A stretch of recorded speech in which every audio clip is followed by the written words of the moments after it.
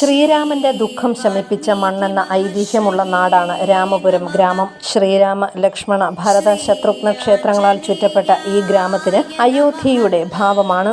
രാമപുരം പഞ്ചായത്തിലെ രാമപുരത്ത് ശ്രീരാമക്ഷേത്രവും, കൂടപ്പുലത്ത് ലക്ഷ്മണ ക്ഷേത്രവും, അമനകരയിൽ ഭരതക്ഷേത്രവും, മേദിരിയിൽ ശത്രുഘ്നസ്വാമിയുടെ ക്ഷേത്രവുമാണ് സ്ഥിതി ചെയ്യുന്നത്. കേവലം 3 കിലോമീറ്റർ ചുറ്റളവിലായി സ്ഥിതി ചെയ്യുന്ന യോഗീശ്വരന്മാരാൽ പ്രതിഷ്ഠ നടത്തിയിട്ടുള്ള ഈ ക്ഷേത്രങ്ങൾക്ക് സഹസ്രാബ്ദങ്ങളുടെ പഴക്കമുണ്ട്. ആചാരവിധി അനുസരിച്ച് ഉച്ചപൂജയ്ക്ക് മുൻപ് ഇവിടെ ദർശനം നടത്താൻ സാധിക്കും എന്നതും പ്രത്യേകതയാണ്.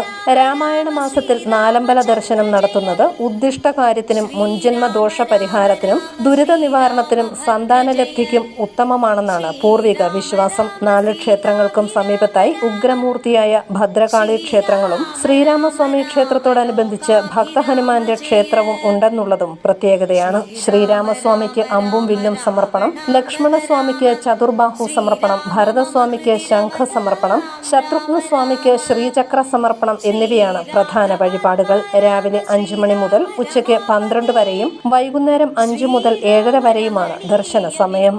News bureau, Ponkunnam.